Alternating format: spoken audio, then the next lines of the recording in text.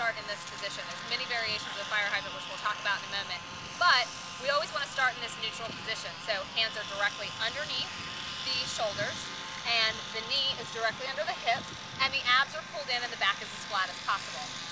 When we do the fire hydrant, depending on the variation that we do, we're most of the time going to be using glute, we're going to be using inner thigh and outer thigh. Depending on that variation, we may be isolating one muscle group more than the other. But the regular fire hydrant is just going to be a lateral movement of the leg.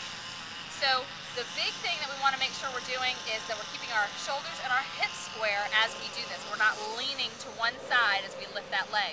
So the range of motion doesn't have to be huge. It can be a small range of motion because it's still going to work the same muscle groups without having to compromise that body position. Some of the variations on this could be a kick up in the back. So Sandra's going to kick that heel up in the back, but she's going to keep her spine nice and neutral, so she's not going to dip her belly down to the ground. She's going to try to keep that nice and flat and isolate that hamstring. She may take the leg out straight behind her and lift it that way. That's going to get a little bit more of the lower leg, still getting that glute and hamstring. Sandra may take this leg straight out to the side. So now this is going to be using a little bit more outer thigh and glute with that flex foot. So there's lots of different variations on the fire hydrant.